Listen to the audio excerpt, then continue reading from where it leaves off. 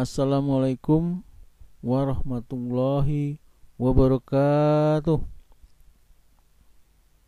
Selamat berjumpa anak-anakku kelas 10 MIPA yang Bapak cintai dan Bapak banggakan.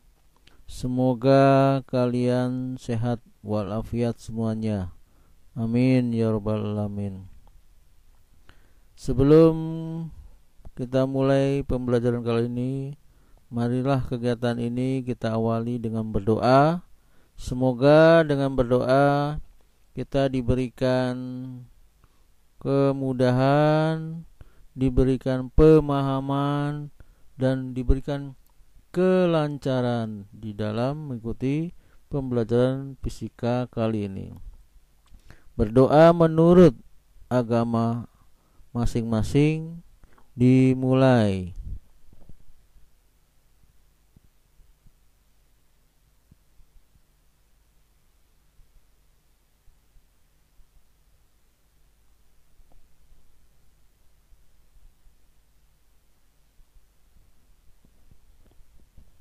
Berdoa selesai. Anak-anakku sekalian, pembelajaran kali ini adalah tentang pengukuran.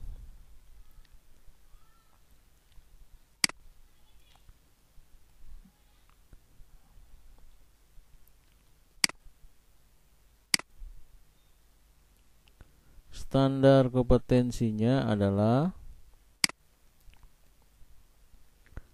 menerapkan konsep besaran fisika dan ukurannya.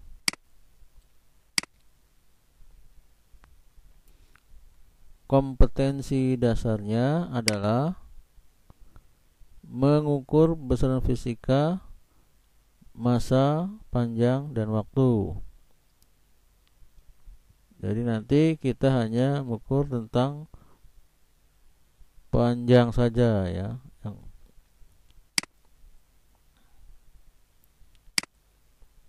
Indikatornya adalah satu, menggunakan alat ukur besaran panjang, massa, dan waktu dengan beberapa jenis alat ukur.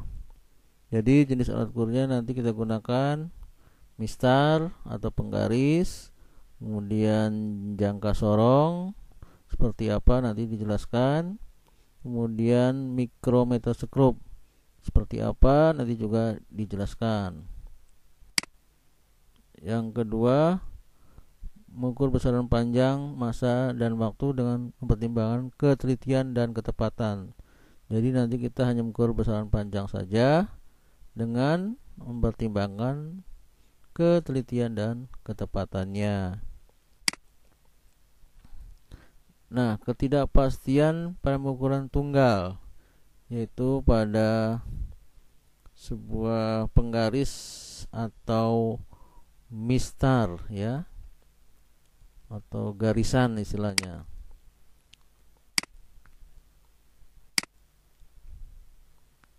Yang pertama, ketidakpastian dalam ukuran ditentukan disebabkan oleh adanya kesalahan membaca.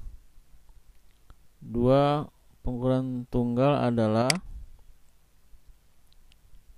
pengukuran yang dilakukan satu kali saja ya.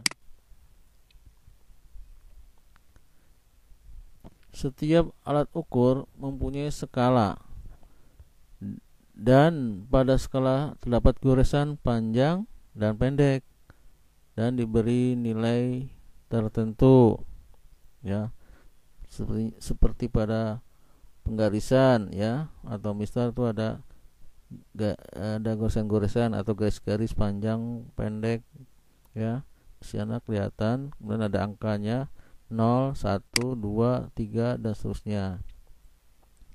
3, nilai antara dua goresan yang berdekatan disebut skala terkecil. Kemudian ditetapkan bahwa ketidakpastian pada pengukuran tunggal sama dengan setengah skala terkecil, atau ditulisnya di delta X itu setengah skala terkecil delta X sama dengan setengah dikali skala terkecilnya ya. Jadi ini delta X skala terkecil ya, delta X atau ketidakpastian delta X sama dengan setengah dikali dengan skala terkecilnya ya. Kita lihat di pengukuran penggarisannya atau mistar.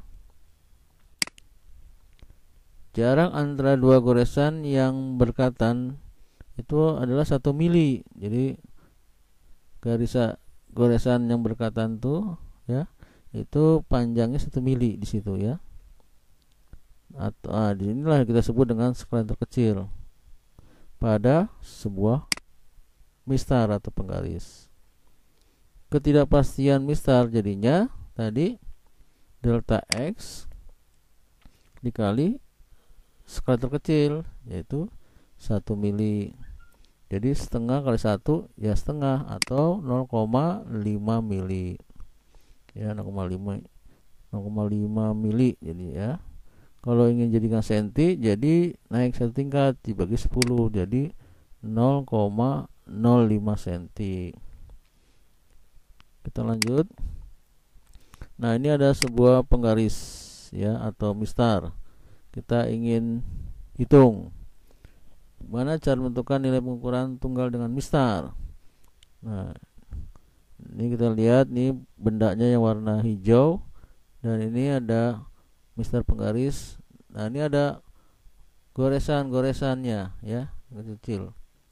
Nah, ini ada 0.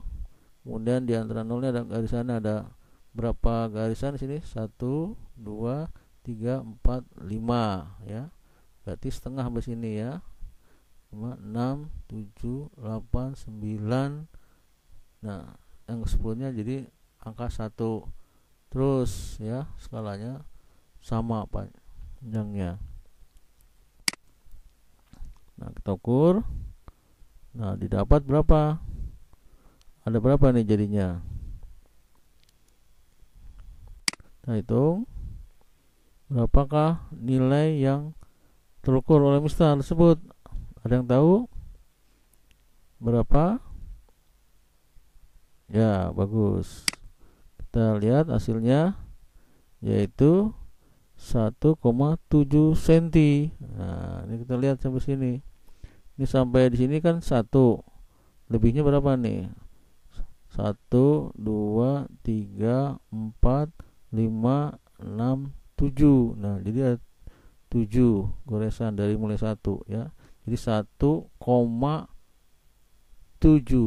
cm karena ini ada 7 goresan setelah angka 1. Nah, kalau jadikan mili, berapa mili? Jadi dikali 10 turun 1 tangga berarti 1,7 kali 10 jadi 17 mili ya. 17 mili. Nah, ini jadi pengukurannya dengan mistar ukuran tunggal yaitu dapatnya 1,7 cm atau 17 mili. Ini udah paham ya cara mengukurnya seperti ini. Lihat goresan yang terakhir pas di ujungnya di 1,7 ya. Oke, kita lanjut. Nah, sekarang kita menggunakan pengukuran dengan jangka sorong. Nah, gambar jangka sorong seperti ini ya.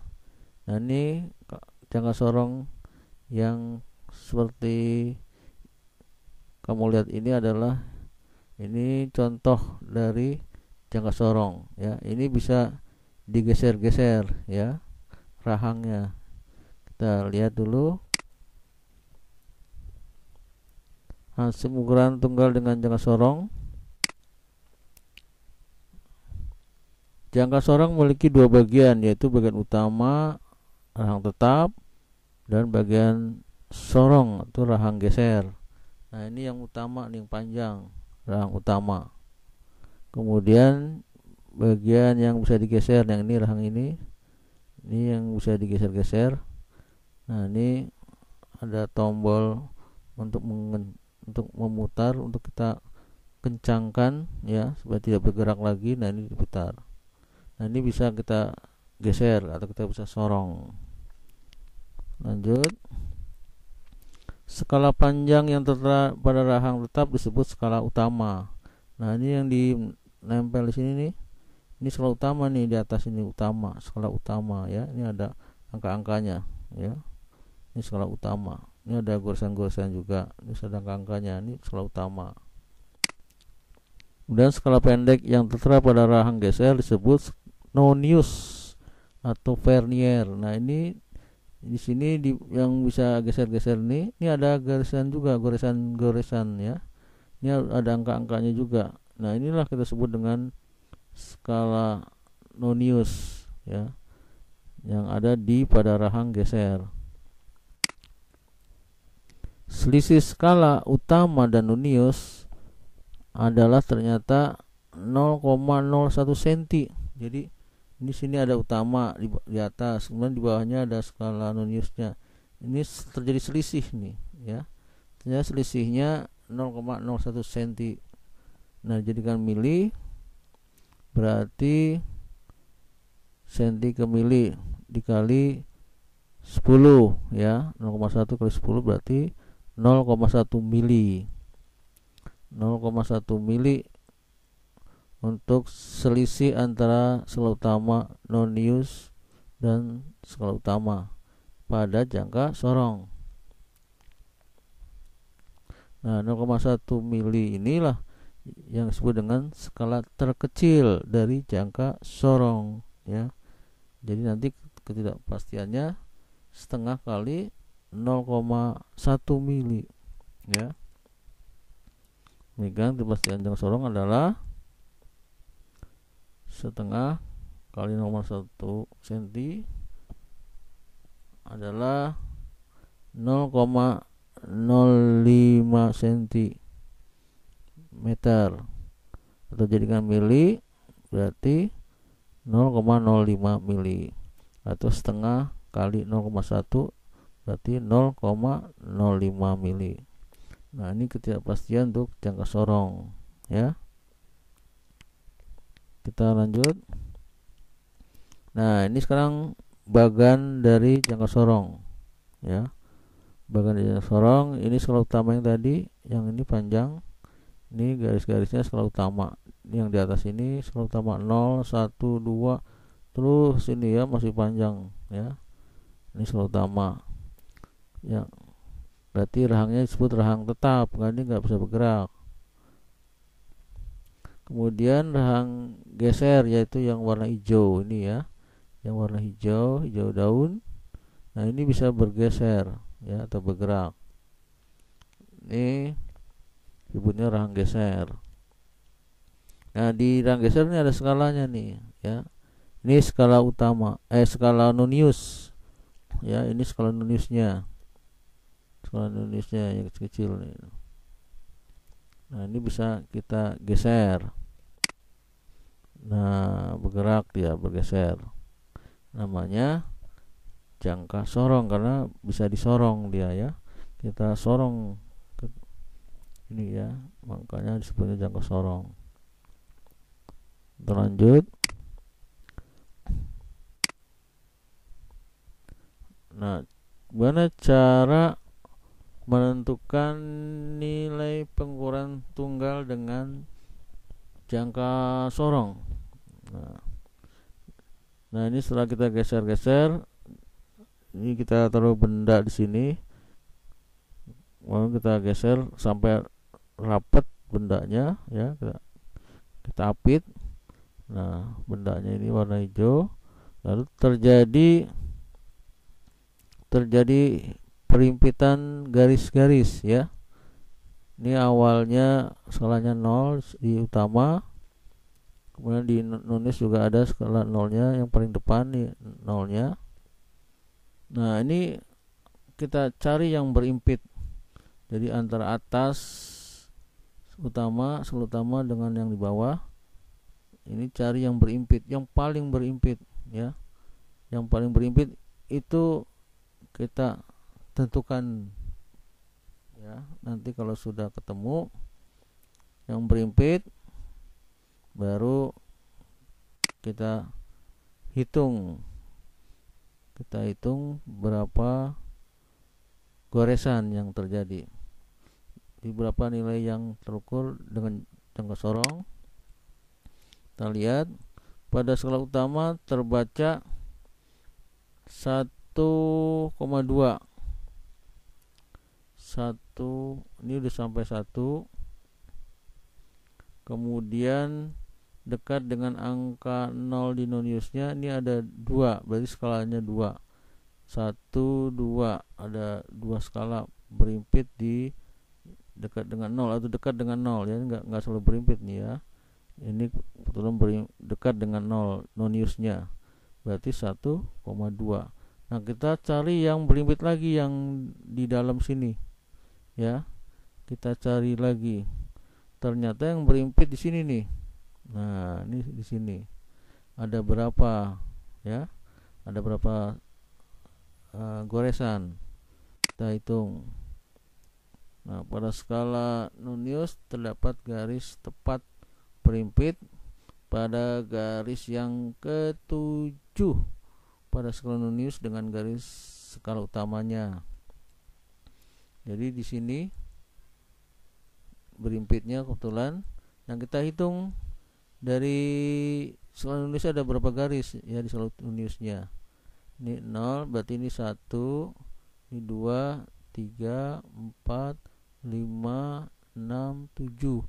Pas di garis yang ke-7 di skala non-use ini terjadi berimpit garis dengan skala utama ini di atas ya. Nah, berarti ada 7 skala. 7 skala ini nanti kita kali dengan 0,1 dengan skala yang terkecil ya. Ternyata 7 kali 0,1 mili adalah 0,7 mili ya. 7 kali 0,1 berarti 0,7 mili.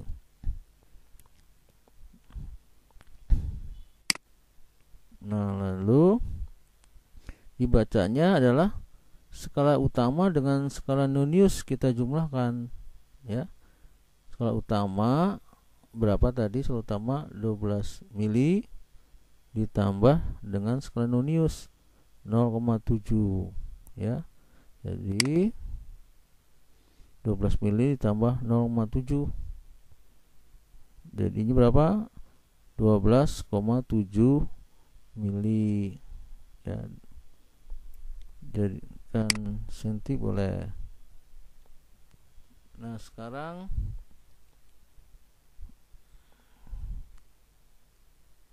berapakah nilai yang terukur oleh jangka sorong di bawah ini? Nah, ini berapa nih kira-kira? Cari dulu yang berimpit ya. Di sini. Atau yang berdekatan dulu dengan nolnya, berdekatan dengan skala utama di angka berapa? Kita lihat. Nah, berapa nilai yang terukur oleh jangka sorong pada skala utama terbaca berapa? 1,6. Ini 1 sampai di sini nih yang dekat dengan 0 ya. Berarti 1, 2, 3, 4, 5, 6. Nah, dekat dengan 0 non-use berarti 6, 1,6 ya begini. Sekarang baru kita cari lagi skala non-use-nya yang berimpit dengan utama, skala utama di garis keberapa. Kita lihat ternyata di garis berapa? Di garis keempat pada skala non-use dengan garis skala utamanya. Nah, di sini nih berimpit. Kita hitung. Ini 0, berarti ini 1, 2, 3, 4. Pas di skala keempat non-use ini terjadi himpitan atau berimpit dengan skala utama. Nah, jadi skala 4 skala ini kita kalikan dengan 0,1 berarti 0,4 mili. 4 dikali 0,1 jadi 0,4 mili. Kita jumlah skala utama dengan skala non-use-nya, kita jumlah. Jadi pembacaannya adalah 16 mili ditambah 0,4, 16,4 mili ya. Ini jadikan senti boleh. Jadi naik 10 jadi 1,64 senti ya. Contoh berikutnya, berapa nilai yang terukur oleh jangka sorong di bawah ini? Nah, seperti ini ada berapa? Mungkin udah bisa. Cari yang berdekatan dulu dengan 0. Kemudian baru kita cari yang berimpit di skala noniusnya.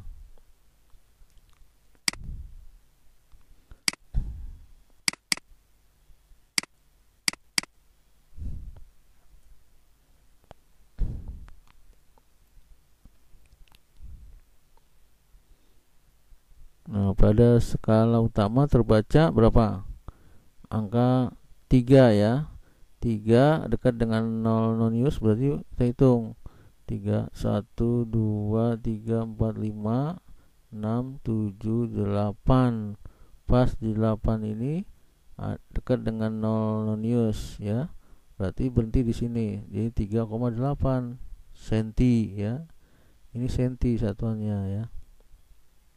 Dijadikan mili berarti kali 10 karena senti ke mili satu tangga. Jadi kalikan 10. Jadi 38 mili. Nah, sekarang baru kita cari skala nonius ini berimpit dengan utama. Ternyata ada di sini nih ya. Di skala keberapa ini? Di skala berapa? Yaitu tepat berimpit pada skala kedua ya. Nah, kita lihat di sini. Ini nolnya, ini berarti 1, 2. Berarti pas di skala kedua ini terjadi impitan dengan skala utama. Nah, berarti skala yang kedua itu kita kalikan dengan 0,1 mili. Jadi skala 2 kali 0,1 mili 0,2 mili ya.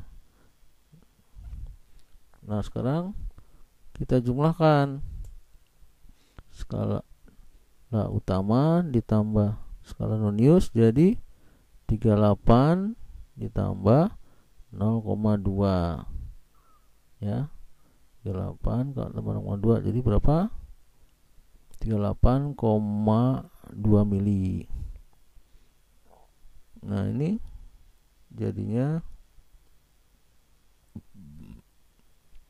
jadikan senti jadi dibagi 10 3,82 sentimeter. Kalau mili 38,2 mili. Ini harus disamakan ya. Kalau mili 38 mili ya ini ya. Karena di sini nanti kita kalikan dengan 0,1 mili, makanya harus jadikan mili dulu untuk skala utamanya ya. Nah, ini contoh dari pembacaan pengukuran pada jangka sorong. Sekarang kita beralih ke pengukuran mikrometoskop. Nah, ini contoh dari mikrometoskop seperti ini ya. Nah, ini kita bisa putar di sininya. Di sini ada tombol klik ya. Nanti kalau udah apa mentok dia bunyi klik di sini ya. Klik. Dan ini penguncinya ini. Ya, kalau ingin tidak bergerak lagi kita kunci ini di sini. Dan ini kita putar-putar ini akan bergeser dia kebuka ya. Bendanya kita taruh di sini nanti. Nah, sekarang pengukuran tunggal dengan mikrometoskop.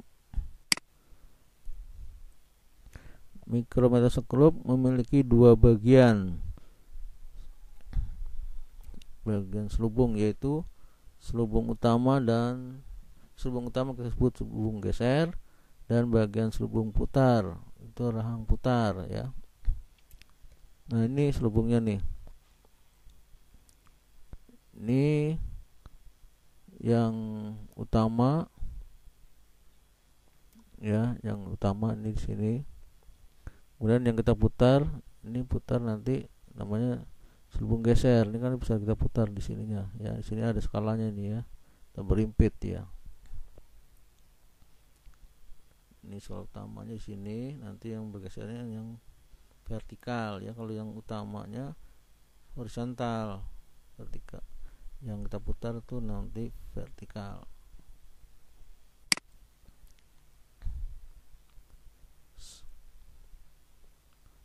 Skala panjang yang tertera pada rang tetap disebut skala utama ya. Yang ini tadi. Dan skala pendek yang tertera pada rahang putar disebut non-use atau vernier.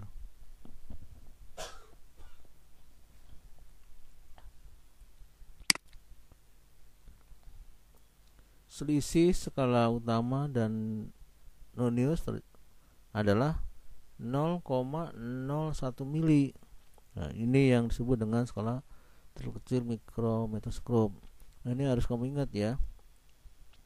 Jadi pada mikrometoskop 0,01 mili, tapi pada jangka sorong tadi hanya 0,1 mili.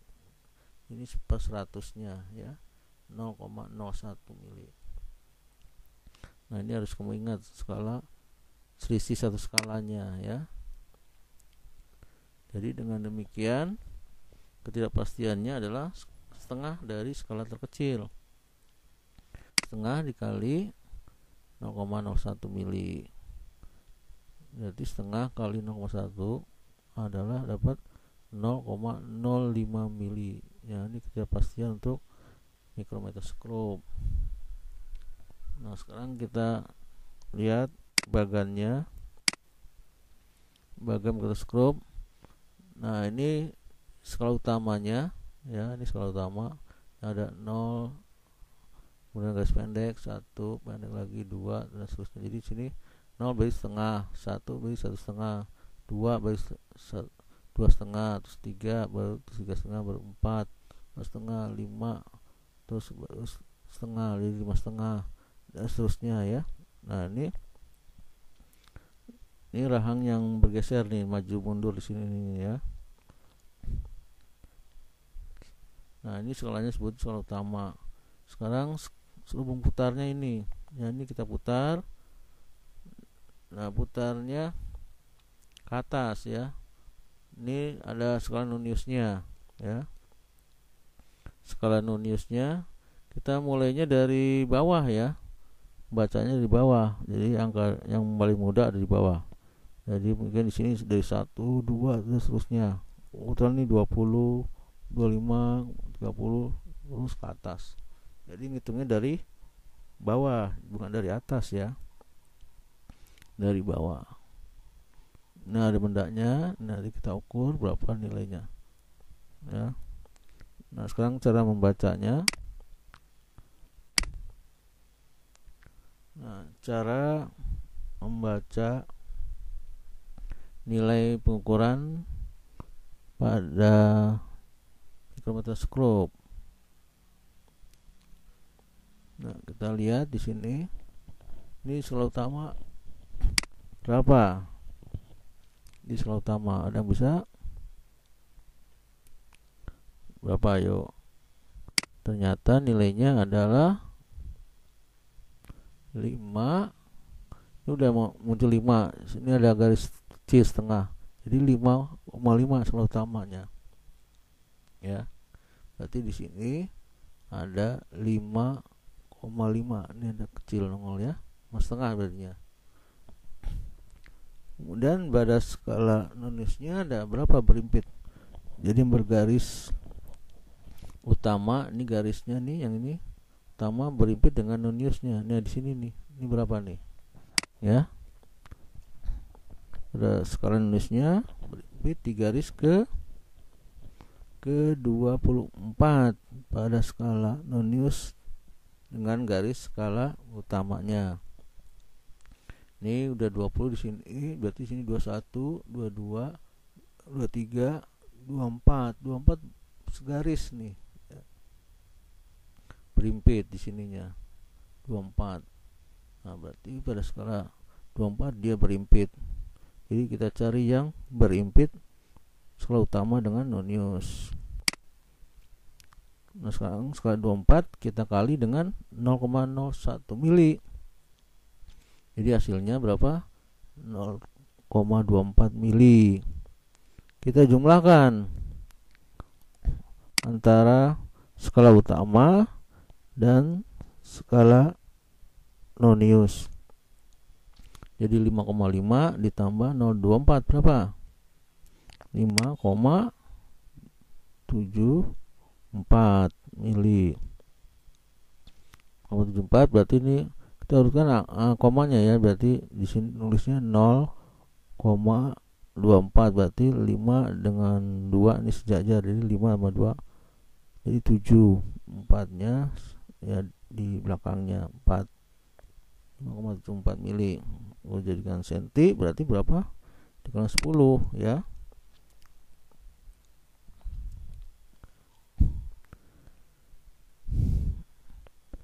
Nah, sekarang contoh soalnya pada mikrometroskop. Ini berapa nilai yang terbaca pada mikrometroskop? Cari dulu di skala utamanya ya. Nah, di sini nih, berapa nih? Udah lihat angka berapa? Pada skala utama terbaca 6. Nah, pas 6. Ini kan 5,5 pas di sini 6 nih ya. Berarti 6 mili.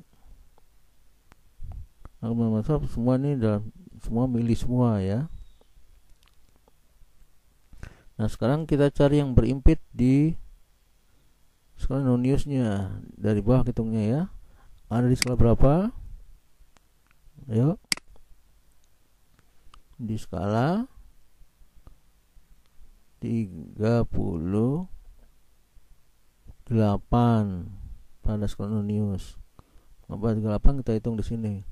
35 ini, 35, 36, 37, 38. Nah, pas berimpit nih ya.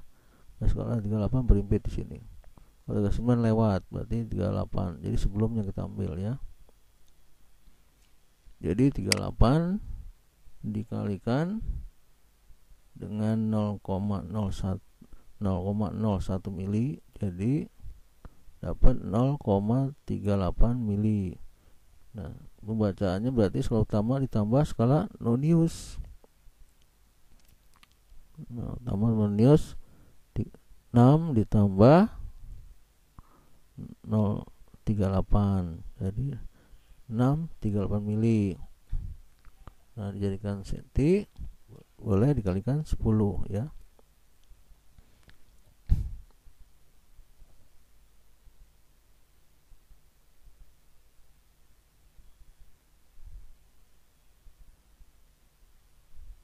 Kalau jadikan senti berarti dibagi 10 ya, dibagi 10. Nah, ini contoh berapa kan nilai yang terukur mikrometroskop di bawah ini. Nah, ada yang bisa ini? Berarti cari dulu skala utamanya. Ada di berapa skalanya?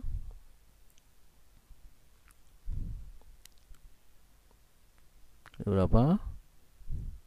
Ada 5,5 ya. Kemudian pada skala noniusnya berapa?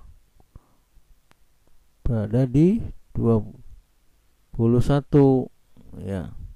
Kita hitung, lihat di sini 15, 16, 17, 18, 19, 20. Nah, yang garis yang berikutnya 21, pas di 21 dia berimpit.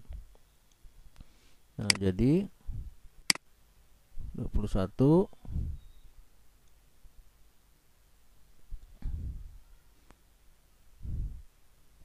kali 0,1 berarti 0,1 mili. Dibaca jadi skala utama ditambah skala nonius. Jadi 5,5 ditambah 0,21 berapa?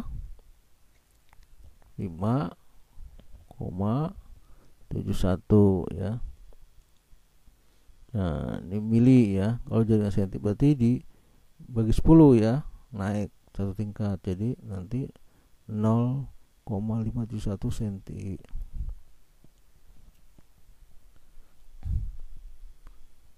Nah, ini mudah-mudahan kamu bisa memahaminya ya.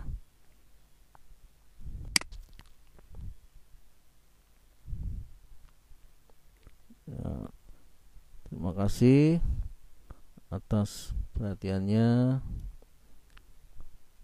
Semoga ini kamu bisa memahaminya.